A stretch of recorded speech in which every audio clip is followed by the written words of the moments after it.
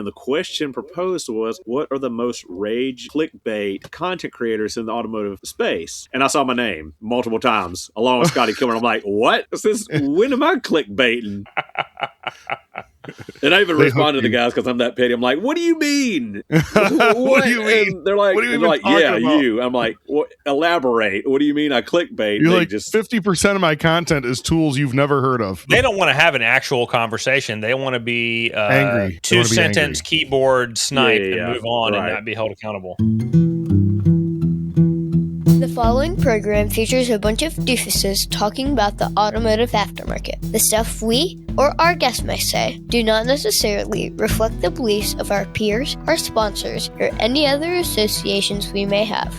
There may be some spicy language in this show, so if you get your feelings hurt easily, you should probably just move along. So without further ado, here's your host, Mike Allen, with Confessions of a Shop Owner, presented by TechMetric, the best software in the history of ever. I'm learning as we slowly get more and more into this that there is drama among automotive content creators, right? Oh, a ton. I guess it's insane. Drama drives engagement, right? But I had no idea. It's like when you get involved in a church, and when you're going to the church early on, you're like, hey, this place is great. And then you get, I'm going to be on the finance committee, or I'm going to be on the building committee. I'm going to be on the fundraiser. And then you're like, terrible idea. Oh, this is not great. It's not a terrible idea. It just changes your view of the situation. That's all. Right. Are you going to get your pillows, Mike, or what here? No, I'm just going to have bad headspace, and Braxton can deal with it. And so we met in Vegas. So you know that I'm kind of a little guy, and Braxton always gives me a hard time because I've got too much headspace between my head and the top of frame. So sometimes I'll sit on some pillows. Get you a phone book. You'd think that maybe I'd just adjust my camera down, but no. Well, I feel silly trying to introduce you because I feel like you're kind of the big dog, and we're just living in the shadow of the OG content creators. He's got a way nicer beard than I do. He does have a way nicer beard than you. It is bad right now. I haven't been to the barber in a month. It is the hair's getting long and wavy, and the beard's all over. So, well, I mean, at least you guys can grow a full beard. Look at that. I'm 46 years old, and I can't fill in. It's pretty bad. What are you gonna do? I do have one of my guys, and I feel like I can talk about this openly because he was not at all like keeping it on the down low. He went to Mexico for vacation with his wife.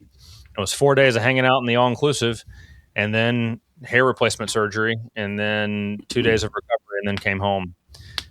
So I think they harvested all from back here. Right. They planted right here. Yeah.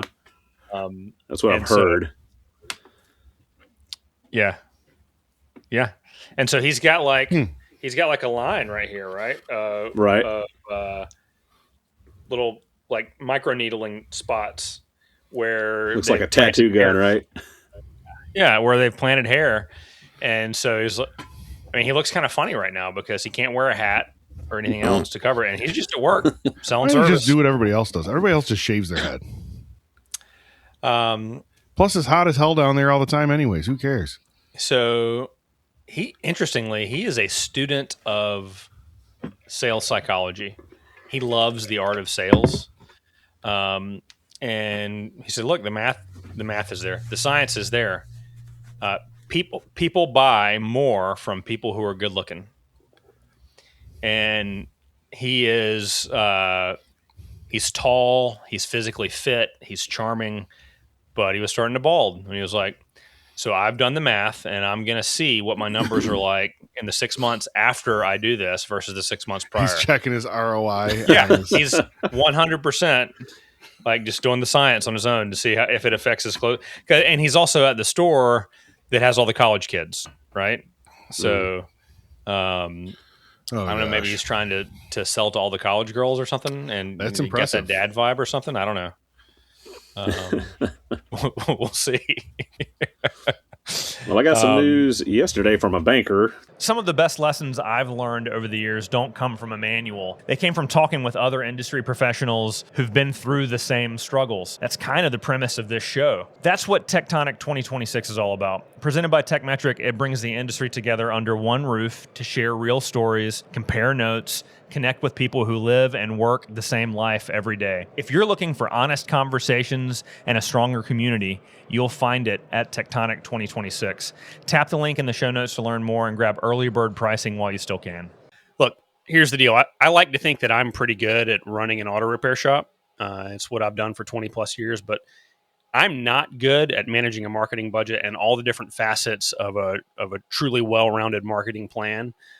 There's mail, there's local advertising, there's website, there's Google AdWords, there's all the different things that go into that, and it's just not what I'm good at. So what I've chosen to do is to buy myself the time to focus on what I am good at while having someone else execute on all of those things at a way higher level than anything I could ever do. That's what turnkey auto marketing does for me. So if you feel like you could use some of that same magic, I'm going to recommend that you go to turnkeyautomarketing.com, get a free consultation, tell them that I sent you, tell them that Confessions of a Shop Owner sent you. You won't be disappointed. Weirdly enough, working on a Sunday, I think we're finally approved, so we can finally build the new shop. So nice. Tell us about Mr. that. Subaru will finally have content coming out of a shop again.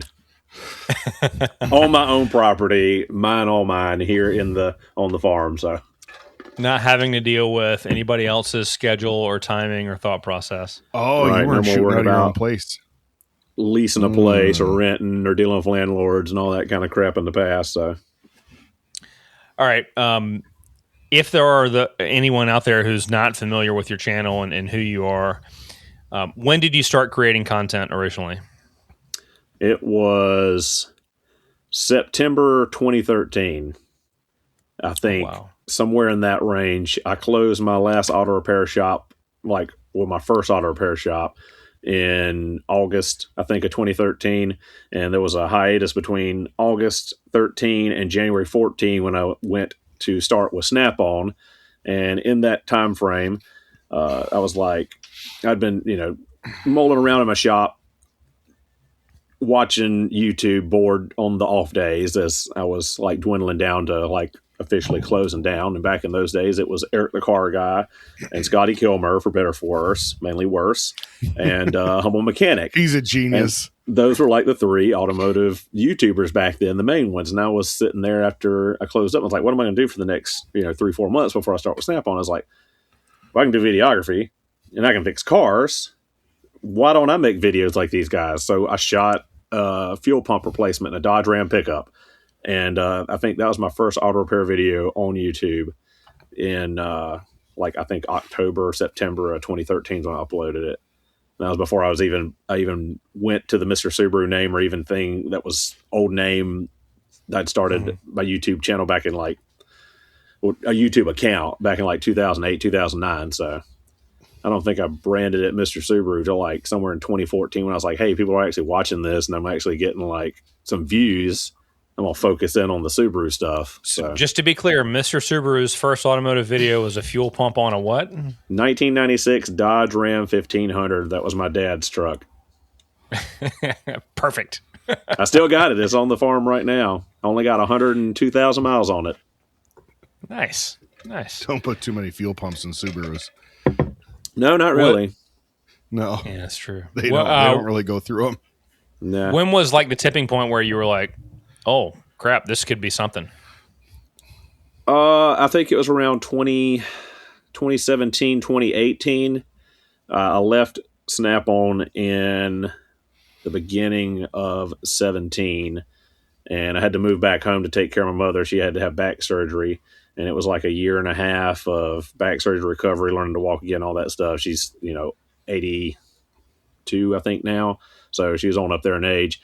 And I'd put back a bunch of money when I was with Snap-on before I quit, knowing I wasn't going to be able to work, just have something to live off of. So I was putting more and more time into making content and the videos. And I think I had maybe 20, 30,000 subscribers on YouTube then. And Like I was like, man, I'm actually making some money at this. Maybe I can make this a full-time gig. And I don't think it really took off for me until 2020, though. I think a lot of people got that boost at the beginning of COVID when everybody was locked down and watching. And we were all watching content. videos all day. Yeah, right. I think I went from 30 to 100,000 subscribers in 2020, and then it was 200 the next, 300, and I'm almost a 500,000 now on YouTube. So wow, that's awesome. It's been a long road, though. I will tell you, I mean, if you need any advice, we did make $23 off of a video last month. It was pretty awesome. So happy to help you out if you want any pointers. Was that YouTube or is that short form TikTok? No, it was Facebook, man. We don't have any followers on YouTube. I don't even know what the monetization looks like on that yet. So YouTube pays the best, but Facebook isn't lacking. Facebook and Instagram have stepped it up since I finally got monetized on there. So, what does TikTok look like as far as monetization goes? For me right now, crap. Like, it was really good for a while, and it's up and down. Like, I think they've sold it, or they're going to sell it January 21st or 22nd. I heard that the U.S. company's taken over, and like the algorithm's going to be completely different, and like it's going to go to hell in a handbasket. Basically, when the communists stop paying and now it's capitalism, it's going to be all fucked up, man. I mean, oh my gosh. But yeah, they had an automotive influencer program I got into, and it pays a couple little bonuses here and there. But I don't know, my views have been down, just like I said, with them changing servers and stuff, that the algorithm's all whacked out. So I don't know. I assume that's what it is, and not just people hate me, which could very well be part of it. So I want to talk a little bit about your time as a Snap-on dealer. Is that okay? Sure. So what was your experience like with that? Well, it was hit and miss, good and bad. The sales aspect of it, I didn't quite care for. Like, I did well at it. I was Platinum Elite, which is like inside terms that you might not know. It's a certain amount of your credit with Snap-on and keeping your customers to a certain degree, and a certain amount of credit sales per month, and keeping your delinquency at basically zero, where you don't have someone that owes credit money and you're not going and repossessing these guys that are not making their payments. So I held that for almost 2 years. So I was trained my customers very well. That's helpful on the sales side, right? Because you can get people approved that normally wouldn't have been approved. Right. You know, if you're like, all right, this dude's a good guy and he just had a bad thing happen, you can get right. They do platinum program where it's like, this guy they shouldn't loan a stick of gum to, but I can vouch for him. So I'm going to sell him a $5,000 toolbox. It's that kind of deal. So that's the spirit. It can be good at making your sales, but then it's bad when they don't pay, or you judge them incorrectly as being, someone that's going to be good. So when you have to use violence against a non-paying individual, what portions of their body can you break and not affect their ability to earn money as a technician? I couldn't tell you, because pinky finger. I've had guns pulled on me, knives pulled on me. I had all kind of stuff in the repossession process with customers across South Carolina between the routes I was on. So I've had police involved. I've done like Facebook Marketplace sting operations to get toolboxes back. Like, I got some stories we can get into with that stuff. That's awesome. As a whole, I like the job in interacting with the customers, the good customers. And going in and out of dealerships and mom and pop shops and quick lubes, and seeing the differences of places. Because I was always self-employed. I always had my own shop and worked for myself. I never did dealership life or anything like that. My dad was a lifelong dealership tech, so I knew about dealership politics and stuff from his, telling me, coming home and complaining about it, as a kid and all. But that was what I liked, going into the different shops, talking to the guys, the relationships with the customers. The selling part, hit and miss. Sometimes it was great when you had a great week. Sometimes it was bad. Sometimes corporate was breathing down your neck to move stuff. I mean, there's all kind of aspects to it. But as far as the job overall, I couldn't say I loved it or I hated it. It's kind of in the middle. Right. And it's a mix of everything, right? There's strategy involved. Like, hey, everybody, I wanted to take a minute to tell you about the coaching organization I've been involved with for, over 20 years now. Elite. Elite Worldwide, they don't give you a one size fits all solution. They tailor the coaching specifically to you and your shop. They pair you with an experienced coach who is either a current or a former shop owner, and they turn strategies into actual action and accountability and results. Whether it's improving your service advisor's sales, growing your shop, growing to multiple locations, they really have you covered. They've got training for all of those things. Clients of Elite really see results, higher profits, stronger teams, a better work-life balance. If you're ready to take the next step, visit eliteworldwide.com to schedule your discovery session. That's eliteworldwide.com to start working on your business rather than in it. Tell them that you heard about them on Confessions of a Shop Owner so that I get a pat on the back or maybe a box of chocolates or something. That would be awesome. Thanks. When you go to this tool show and you get a deal on this, should I buy a bunch at this price? How should I spread it out? Weeks delivered, all that crap. Right. And though if you buy this toolbox, you get all this, what they call BA, bullshit items, basically, that you get the freebies, like giving a coat with a toolbox or, all the tchotchke stuff that Snap-on Dealer has, the water gun impacts and T-shirts and hats and all that kind of stuff. And how much beef jerky did you put on weekly payment accounts? None. That was cash and carry for food. We didn't finance food. Nor clothing. No clothing nor food financed. What about sunglasses? Snap-on wasn't huge with sunglasses, though. That was I didn't sell sunglasses because we only had the Wally X, and I didn't like them. If we would have had, the Oakleys, like Matco sells, then but I never ordered any Wally X sunglasses. Lots of knives and stuff, but I never got the sunglass packs. Yeah, they've always got that nice knife box right when you walk in the door of the truck. Right. And they're partnered with quality brands, right? So Kershaw the knives Columbia are River. good. Yep. What was the worst thing about being a Snap-on dealer? Oh, the repos. Definitely. Because being a Snap-on dealer is very odd when it comes to the credit sale stuff compared to anything else. So you're like the financier, the guarantor, and the repo man all in one. It's like if you were in the dealership and you sold someone a car as a car salesman and they went delinquent on it, you went and repoed the car and brought it back to the dealership instead of the bank and the repo guy because you were an agent for Snap-on Credit at that point. So it all fell back on you. So you either got the toolbox or the AC machine or the scan tool back, or they charged you back for that amount of what it was owed on their thing and would mess up your credit with Snap-on. So the confrontation parts of it and tracking the stuff down, it was while you're trying to do your regular route, see your regular customers, it's a lot. But I had a situation at one of my shops, probably April of last year. And so I'm going to go with three perspectives here. Shop owner perspective. Brian, you're going to play technician perspective. And Robert, you're going to be a Snap-on guy. So I had a technician. He was a young man. He was with me for 60 days. He talked a big game. Turned out, unfortunately, that he cut a lot of corners, ton of comebacks, didn't really know what he indicated that he knew. And he saw the writing on the wall that his comeback rate was just astronomical, right? And so he was like, hey, it's probably not working out. I was like, yeah, I agree. It's probably not working out.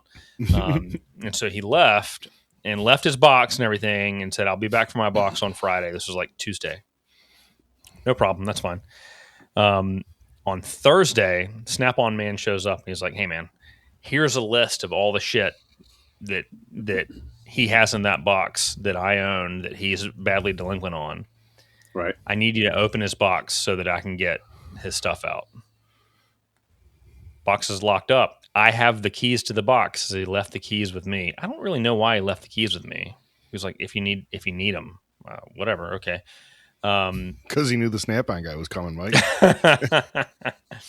So, what do you do there? Do you open another man's toolbox so that Snap-on dealer can repossess his tools while he's not there?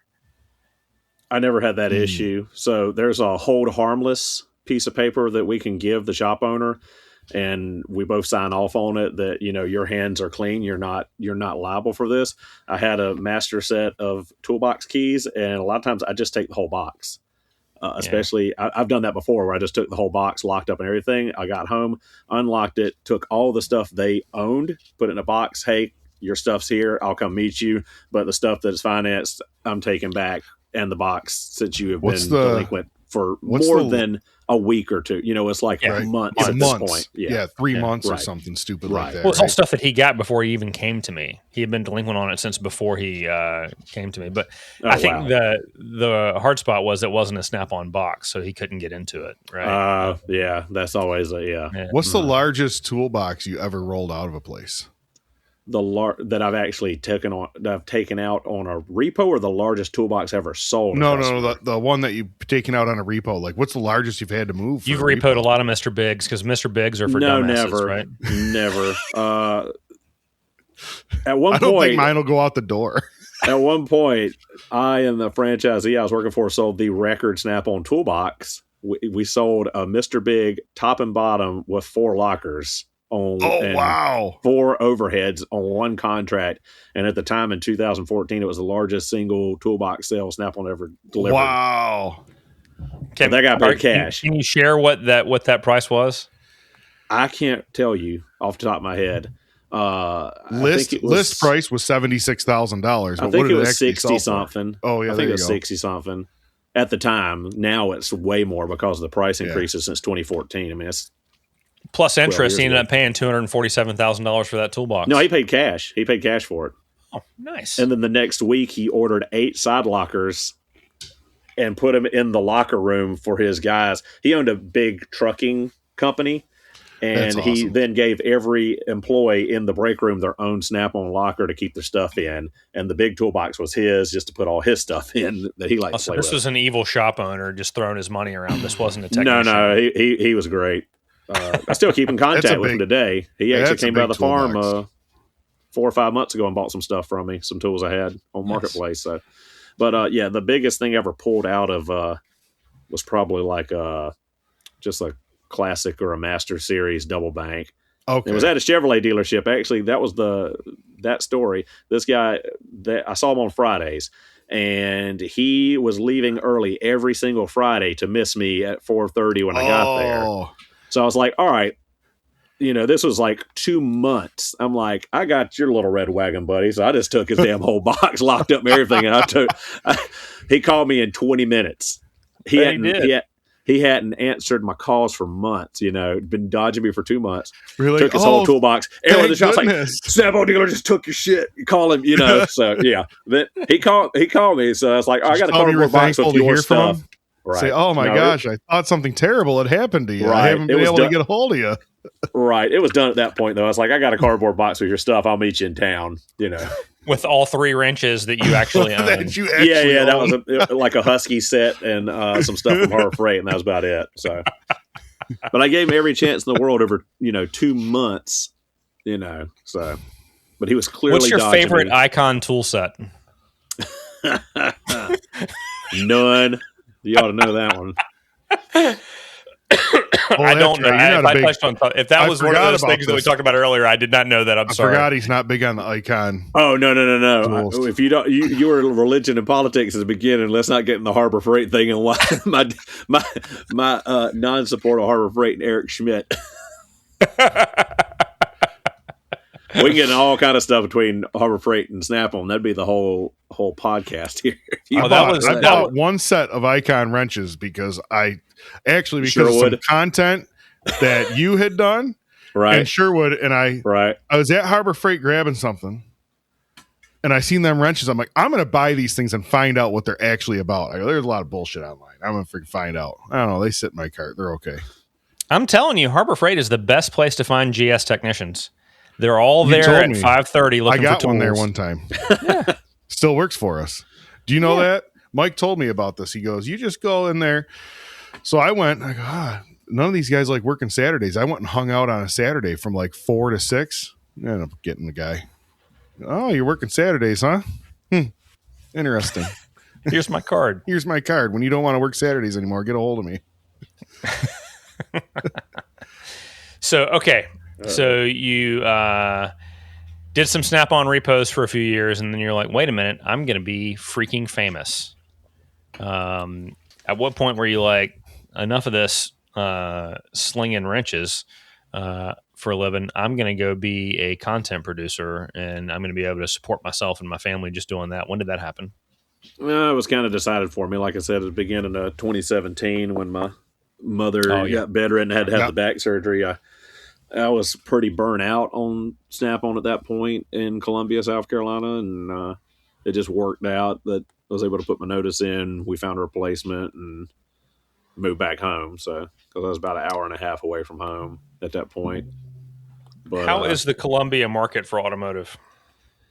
Honestly, if I had the chance to rebuy that Snap-on route, if I had a gun to my head and had to buy, go back to being a Snap-on dealer, I would have liked to have had my route back. It was Lexington and West Columbia. It wasn't really Columbia downtown. Okay. So I was like Lake Murray, around the dam and all that area, if you're familiar. So my brother has 100 acres down off of Lake Wateree in the Camden area. Okay. And he's been trying for a decade or more to get everybody in North Carolina to sell everything and move down there. And he's like, you can open a shop in Columbia. It's a great market. But I'm kind of stuck in my ways. But I've always could open one in my neck of the woods and mop up. That's oh God. all the Charlotte money spilling into Rock Hill, right? Oh my God. So yeah, Lancaster is where I had my shop. And Indian, we were just talking about it yesterday because we go up to Indian Land and up 521 Lancaster is becoming another suburb of Charlotte. Just the money and the sprawl from North Carolina down has been pretty big. I mean, the area has exploded in just like the last 10, 15 years.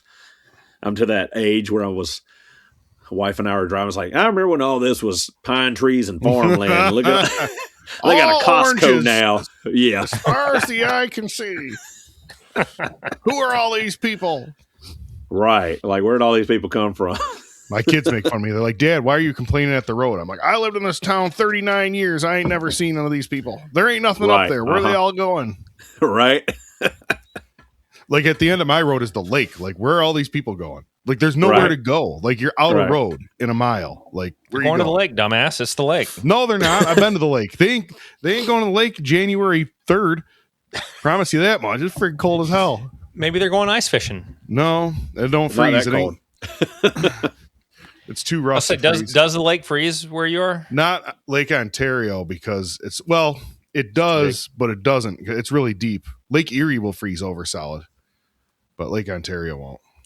It was 75 degrees here 2 days ago.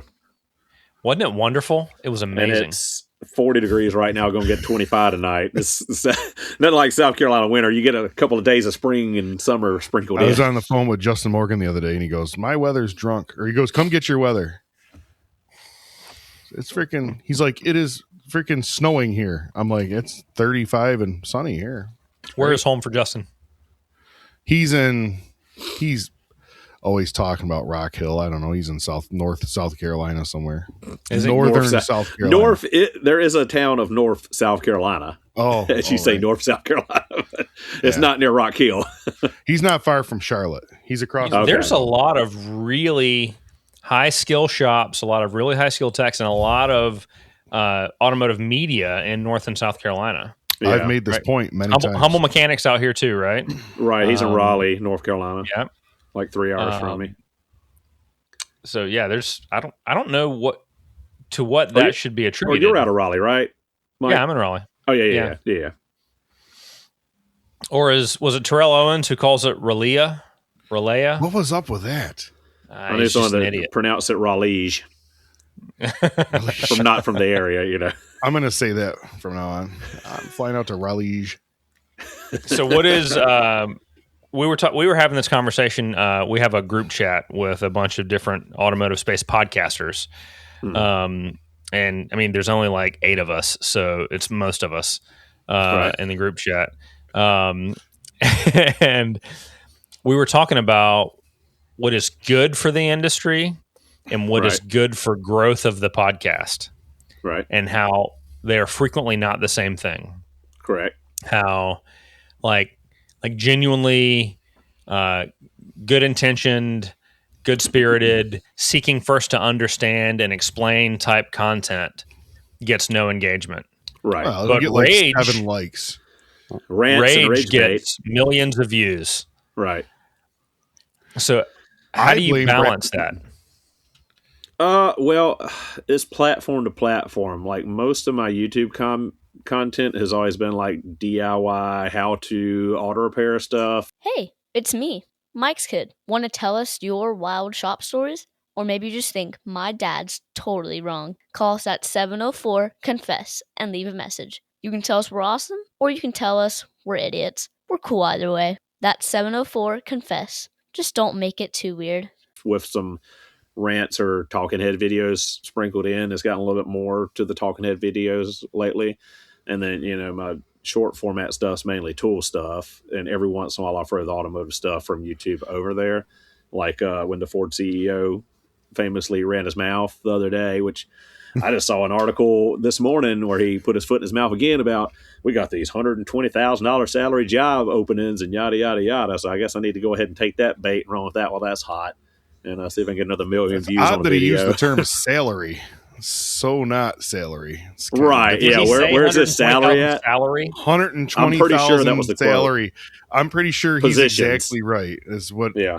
I'm pretty sure that that's exactly what was said. I don't even comment on him anymore. I'm like, I think at this point, Jim Farley's just trying to stay relevant and in the news by saying dumb shit to just rage I bait can the relate. technicians I of can 100% America. relate. Rage bait the technicians. That's Mike and I especially. What's really weird is Mike does most of the rage baiting and I get most of the hate. That guy That ain't is never turned a amazing. wrench. Like- What are you talking about? All right, I'll be honest. Most shop owners don't have a time problem. We have a can't let go problem because if you step away, stuff breaks, right? Phones ring, comebacks happen, someone calls in sick, some type of fire that you have to put out. You know the drill. But Tectonic 2026 is one of the few things that's actually worth stepping away for. Presented by TechMetric, Tectonic is 3 days in Houston this April, built for owners, advisors, and technicians who want real answers, not hype.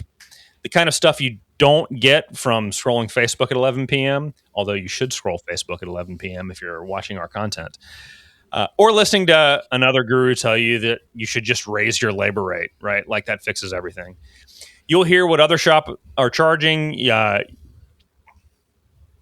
hear what other shops are charging, what they've stopped doing, and what's actually working right now. If you want to get out of the weeds for a minute and come back with a sharper plan, check it out. Tectonic is happening April 9th through 11th in Houston. Tickets are on sale right now, and my listeners can get $500 off of your ticket price with code CONFESSIONS500. Go to techmetric.com/tectonic. That's TEKTONIC, or tap on the link in the show notes. We're going to be there. We're going to be recording with a lot of folks. So if you want to be on the show and you come down to Tectonic, find me. Let's record. Let's talk. It'll be fun. So anyway, like I was saying, people engage more with rage than they do with genuine, thoughtful content. So how do you balance that? How do you balance growing your channel and your brand in a as quick a manner as possible with not turning pure rage bait? Without going full Scotty Kilmer. I got shot. Never the go other full day. Kilmer. Never go full I Kilmer. was scrolling Facebook and something come across my feed, and it was a group, and I can't remember what it was, automotive technicians or some random group. And the question proposed was, what are the most rage bait or clickbait content creators in the automotive space? And I all right, let me look. I'm like, this came across the feed. Let me look at the comments. And I saw my name multiple times along with Scotty Kilmer. I'm like, what? When am I clickbaiting? And I even responded to guys because I'm that petty. I'm like, what do you mean? What do you mean? And they're like, What are you even yeah, talking about? you. I'm like, elaborate. What do you mean I clickbait? You're They like, just 50% of my content is tools you've never heard of. right. Like They don't want to have an actual conversation. They want to be Angry. 2-sentence keyboard snipe and move on and right. not be held accountable. Right. There were every single one that mentioned my name. I asked them in what way, just pure curiosity of why they thought I was the worst at clickbaiting it's on all the automotive front. And I was like, I never got an answer of substance, Yeah. Send me a link to a rage bait title that I've done. Not me. I know that I do rage bait stuff all the time. Now, I know I've done a handful on YouTube, but normally when it's clickbait, it's addressed in the video. It's not like I'm just dangling the, metric in front of them and never address what it's talking about. Right. But I think a lot of people just want to have a instant snapshot opinion without having to be able to expand on that. We got a lot of, in a recent video, we got a lot of hate, and one of the number one things that comes through the messenger is what about CAN systems? It was talking about how Mike had a guy, and the guy wanted 3 hours or 4 hours or whatever it was to read and understand the system. And everybody's like, you've obviously never worked on CAN networks. And I go, well, CAN was originally developed in 1983 and approved by the Society of Automotive Engineers in 1986. So it's a 30-year-old system that plays by a set of rules and protocols. If you have to look that up, we're 30 years into it. If you have to look, they all play by the same rules. It's government mandated. I'm like, your argument is like actually the worst argument you could have made. But they just wanted to be like, what about this? Because I think it's complicated because I don't actually understand it. So. Well, so here's the deal, right? When most of our content is the two of us plus somebody else, right? And so thank you for being that somebody else tonight. And when we get a lot of comments on our reels and our shorts and our videos, we'll engage with them sometime. Sometimes we don't, sometimes we do. But it's one account, and both of us will engage at different times. And I love to not identify that it's me. There's no indication of which of us is talking. So bad. One of us is a highly skilled technician. One of us doesn't need to change your oil. It sounds like you offer an elite service is what it sounds like to me. I don't know. I mean, every single Subaru I've worked on, I've got people from, 7, 8 years ago I worked on their car, and they still hunt me down to bring it to the farm and drop it off and take your time, whatever. Just, I want you to do it, because I trust you. So, yeah. Do you let them come to the farm, or do they have to meet you at the Walmart parking lot and you pick it up? There's certain ones that I've been dealing with for years that, come by my place that I'm fine with. But, it's going to be the randos. I get, like I said, 15 to 20 emails a week. People in the area, even just around Charlotte area, that want to come to me. So those have been, hey, I'm putting them off for now, or referring them to my buddy who's still got a shop right now and doing some stuff. But, once we get our location for that endeavor, the floodgates will be open, I'm sure. So I think there's a value to maintaining a degree of anonymity, right? You don't want weirdo followers showing up at your house, right? That has been something that has been painful for me, is my cell phone number, personal cell phone number, leaking to certain people. That was a messed up situation there. That's happened a couple times, and I found out how they were doing it. My address got leaked by another. We won't get into that. Someone on YouTube that I've had it. Stupid Scotty Kilmer. No, not him, but sorry. Up north. I'll give you that as a point of reference. But there was several times I got called on my personal cell phone number, and I'm like, "Who is this?" Answer. Just I screen everything now through the thing on your iPhone that screens calls now. But I found out that one of my old Snap-on customers in town, people were finding my old business name because the sign for my old business is in the background of some of my videos. And they looked on Google Maps and found it. So then they called the shop across the road and the shop beside them. And they gave them my personal cell phone number because... What are they thinking? Yeah, they weren't thinking. But anyone that comes around to any of these shops, they refer to me that's got a Subaru, because none of them will touch a Subaru. No one in town will touch a Subaru with a 10-foot pole. I don't know what it is about Lancaster, Chester, South Carolina. No one will touch a Subaru. Not even do spark plugs or anything. They don't even want to attempt it on a boxer engine. So they just... What? Do they not like money? Me. I don't know. They have an aversion. They have an aversion to wealth. That's what it is. Well, dude, the stuff they're I saw... They're a unique vehicle, but they're not complicated. one they're thing unique. I excelled at between the Snap-on thing coming home and doing the content, I was doing mobile diagnostics for all my Snap-on customers basically in the area, because none of them could diagnose out of a wet paper sack. Like, there were many shop owners that bought a Veris or a top flagship from me and used it as a code reader, and they just need it as a tax write-off, They had no idea what a oscilloscope is. They don't know how to use the lab scope. You take it in on trade and all the leads are still in the packages. They've never been opened. Yeah, exactly. Yep. Yeah. 100%. I see it time and time. My Snap-on guy gives me, because I burn through leads a lot. Right. He'll if he takes one in on trade and he sells it to somebody and they ain't going to use it, he'll just give me the leads out of the box. I've got at least 5 or 6 sets of them and a stack of OG Motuses that I went through and put better LCD screens and stuff. You got some OG Motuses, huh? I've hacked some Snap-on scanners. I found out. How many? I'll stop there. I won't. Say too much that Snap-on comes after me. What's an acceptable amount of OG Motuses for one person to own? I think I've got 3 or 4 of them right now. Nice. You and me could hang out sometime. How many Vantage Pros you got? None. Ooh, I've got a demo only, not for sale Vantage Pro. Yeah. Why? You switch the NiCad to the lithium batteries and then switch the screen to an LED or LCD so you can actually see it, this backlit, instead of that dinosaur screen in it. Yep. I mean, when they're free, they work great. It's just a 4-channel scope. Yep. At Tools last year, Brian, who did you get in the bidding war with over a tool that had no Keith use? Perkins over a Bosch a Mac labeled OTC oscilloscope. A Mac branded oscilloscope, and it was actually an OTC. And it was funny. It was real funny because I had ridden down there with the scope in the truck. Somebody was bringing it to donate to the charity auction, and I'm on the board of the charity that was having the auction. So I couldn't really just be like, yo, man, I'll give you $250 cash right now. Just give me that thing. That would have been not okay. It ended up going up over $1,000, right? For a scope that was probably worth $75. Yeah, I tapped out at $1,000. I'm like, I'm not paying $1,000 for this thing that I'm not going to use. I don't know. It's a special kind of tism to collect antique scan tools. Yeah, probably, or just to collect tools in general, like I do. My God, I got a problem. Right?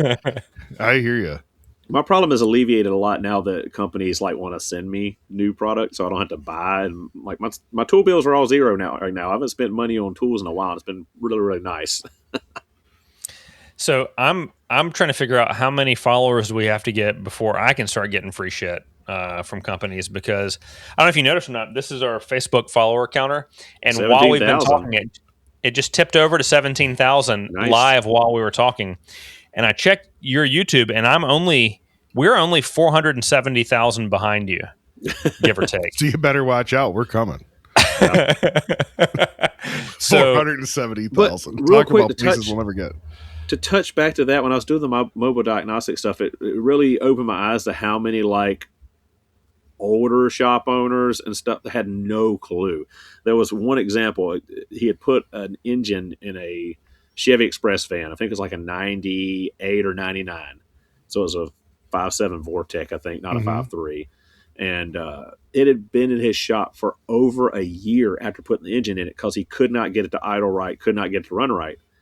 Went in, pulled codes. I was there for 15 minutes, and the orange O-ring between the throttle body and the air plenum was missing, and he had a massive air leak between the mass air and the throttle body. Put that in there, idle came back down, perfect, check engine light gone.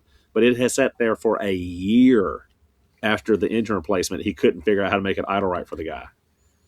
As an example.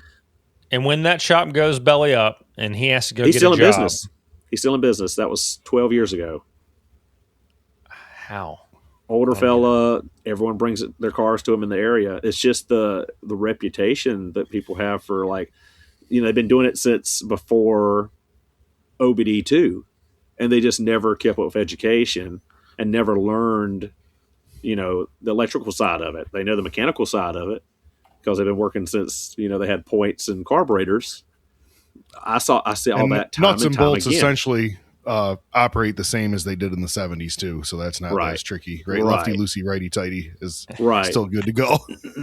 Another example, he had a Trailblazer, inline six Trailblazer, 4200 Atlas, common coil number 4 to the hood seal would leak water in, coil 4, spark plug corrode. It had that and 2 other coil packs were dead. He couldn't figure out the misfire in it. I just put the scope on it and found out which coils are bad. In 10, 15 minutes in the back parking lot. And he's like, man, I got more work for you. He got all excited that, hey, you figured these 2 out. And then it's like, more. So what you find out is most of these vehicles that are just so complicated that everybody talks about are just not as difficult. I mean, don't get me wrong. There's head scratchers out there, and there's cars I haven't fixed. There's cars we've bought because I haven't fixed. Okay. Right. I'm not one of them people who's going to sit here and be like, I've never not fixed a car. Unlike some people will sit there and tell you that, right? Because I've not done it. But for the most part, I mean, I don't know. So can I, from my ignorant perspective, not being a technician, go on a short rant that is topically appropriate for this conversation? Oh, gosh. Here we go. Earlier today, we were having a conversation with another technician who's a prominent technician in the space, and we were talking about weaponized incompetence, about technicians who either choose not to learn or act as if they don't know how to do complex work so that they can sit in the corner and live off of gravy and just hanging ball joints and hanging metal all day and cranking tons of hours and making big bucks that way, right? Mm-hmm. And so that's a common trope in tech forums right now is it doesn't pay to learn, because if you become a real A tech, you get stuck with the hard work and you don't make any money. It's better to be a B tech and just hang metal all day, right? And just do wallet flushes all day, right? And one of the points that Brian made in this conversation was they say they are choosing not to brand themselves as an A tech because their ego won't allow them to admit that they don't know how to do those things, which I think is probably a common occurrence. And my point was, you sit in the corner and make bank turning 70, 80, 90 hours a week, hanging metal, doing the easy stuff for 20 years, not managing your finances, having a new jacked up F-250, getting a new bass boat, getting a new side-by-side, whatever it is, all through your 30s and 40s. And suddenly in your 50s, your fucking body doesn't work anymore and you never went to that scope class. And then you're going to be that angry guy on the forum saying, my boss never sent me to training, or, my boss took advantage of me, or they got rich off the back of my labor. Like there's not 400,000 hours of free training on YouTube right now. Still waiting for their boss to send them. Jump over and check out Paul Danner or $11 a month. I think maybe it went up to 14. That was like the big price increase. $14 a month. $14 a month. Hell, you does didn't Paul have a shop subscription? Can you subscribe your whole shop with Paul, or is it Absolutely. one person per person? You can do either way. He has a shop package.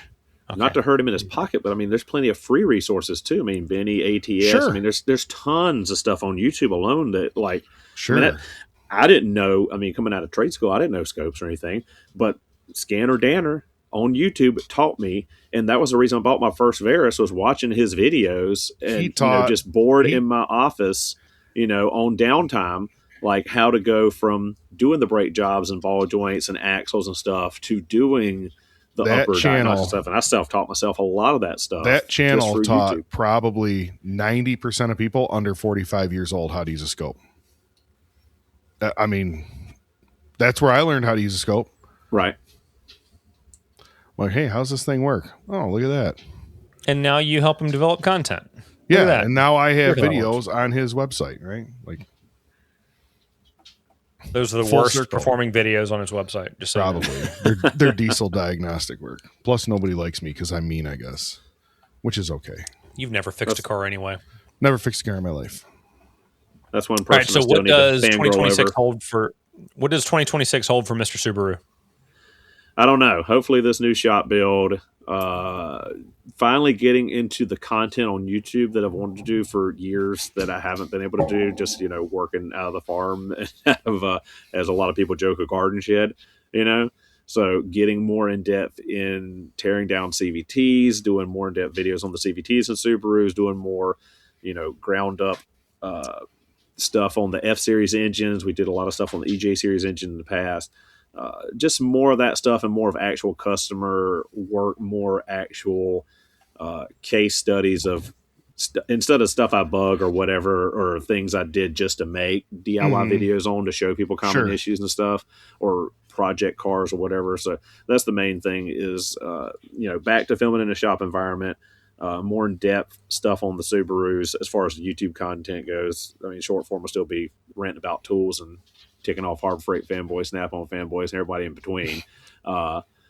But yeah, that's the main drive there. And then more of the performance stuff on the WRX STI, Forester XT, hopefully with my buddy Stu doing all-wheel drive dyno, talking about tuning, the performance build side of it. So trying to get into more in-depth stuff, which the shop is, that next stumbling block to get past, to get to that unlocking that content. Especially on property, right? Like when you can walk out your door on property and go do what you have to do. Right. Do you think that will appeal equally to the DIY folks that kind of were the core of your early growth? Yes and no. When I had a shop in 2018, 19 up to 20. And there was a lot of people that was like, I don't like this, filming with a lift. It'd be nice if I had a lift, and, filming on. It's like, it's more to show you, look at my older videos where I'm on jack stands in the driveway. Like, you can do it. It's the same. It's just easier for me to show you on video under the lift, just camera angles and lighting, everything. So there's the comments that you're never going to please everybody. Content. You'll never please everybody. You have to film the content weekly. Everyone always they only have to work on their car once a year. Right. Yeah. So, I'm going to have a lift. Thanks. Yeah, it's really hard for me to crawl under my Miata without a lift. So, Can you even get under a Miata without a lift? Well, I could when I was skinny, but not anymore. I mean, maybe I should lift it. Should I get a lifted Miata? Ooh, a lift kit for a Miata. Yeah, put some Swamper Thornbirds on there. Yeah, now you're talking. Monster Miata to a different level. Yeah. Keep the 98 horsepower motor in there, the 1.8. Just I don't need any more power. I just want the look. That's what first gear is for. It'll be fine. All right, man. So, is it appropriate to congratulate you on your nuptials? It is. Thank you. Congratulations, man. It's very exciting. Thank you. We met at Vegas. We shared a dinner, or the tail end of a dinner. I got there late, and that was a funny, good time. And then I think I met you, and at the time your fiance at the airport waiting to fly home from SEMA last year. Right. Yep. Any exciting travels coming up? For us, I'm not sure. We've kicked around the idea of a couple of vacations. We're not sure how that's going to work in. Next for me probably will be Visions, which I think is March, right? Kansas City. Mm-hmm.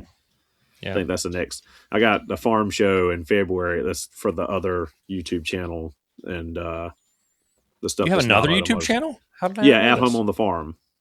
Oh.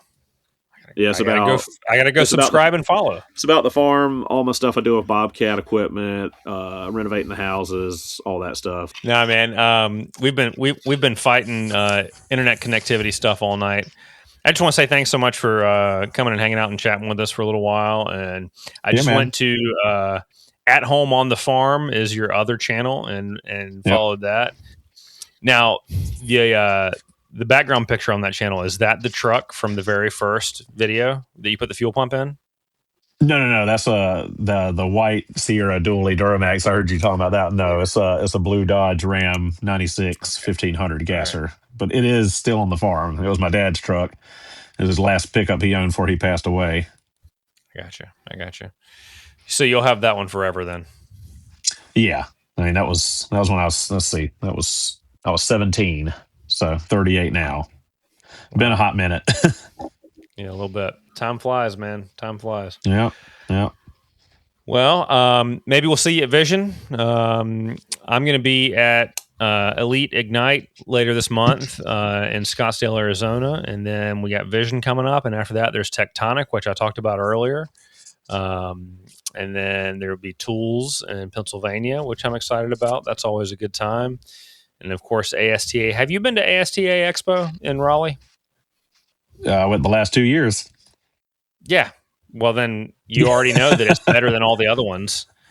Right. It's way better than anything else. That was actually the first one I went to. That wasn't like a tool show. I went and let's see, 2024. That's when Helene came through, and that's when Check Engine Chuck. There's always a hurricane in there. Brandon and I sat down with Jada Mechanic and did my first podcast, and then I was there this year, and plan to go again for 26.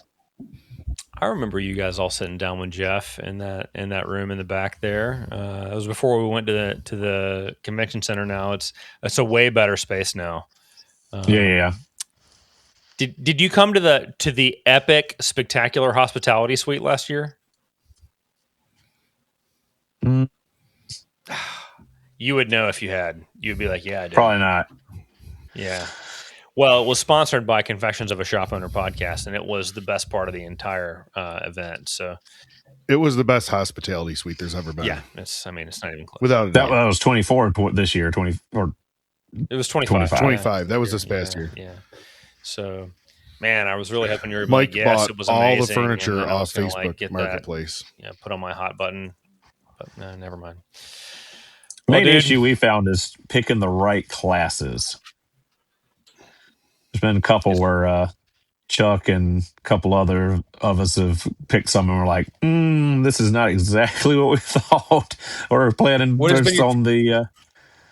What has been your favorite class at a training event recently? It was, God, what's his name? James. He had him on Facebook after. What was the class? It was, shotgun diagnostics, emergency diagnostics, something with shotgun diagnostics. Yeah. Yeah. It wasn't L1s or who was it? It was with Hawken, if it was shotgun. James something, older fella. James Wilson? James Wilson. Maybe it was no, it was triage, diagnostic triage or something. I think it was James Wilson. Yeah. Something like that. It was last day. Yeah, shotgun diagnostics sounds like load the parts cannon and fire it, right? Well, hey man, who's the, or is that, I don't know. Everyone's names run together now, but I'll. If I was on top of my game, I'd have the whole class list from last year pulled up already because I was the president of the association until 2 weeks ago. And so I was involved in that, and now I'm not, which means all bets are off in 2026. It's going to be a total shit show for the podcast. Are you gonna actually try to wrestle Jeff this year? If they do sumo wrestling again, or are you just gonna let him beat your ass like a little bitch? Yeah. Here's the funny thing: is that you think it's ever going to happen again. That's really cute. So. Well, maybe we can sit down and do this again at Visions and not have to worry about internet issues. I think that would be awesome. I think that would be great. Yeah. But either way, thanks for coming on, dude. I appreciate you. And, yeah, man.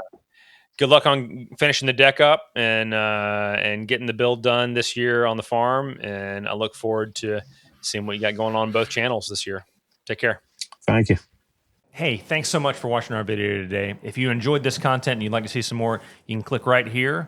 And it would be really helpful for me if you thought that this level of mediocrity is something that could help your other friends that were shop owners or in the industry. You can click right here and subscribe. You can even set up notifications if you want. I'd love to have you on the channel.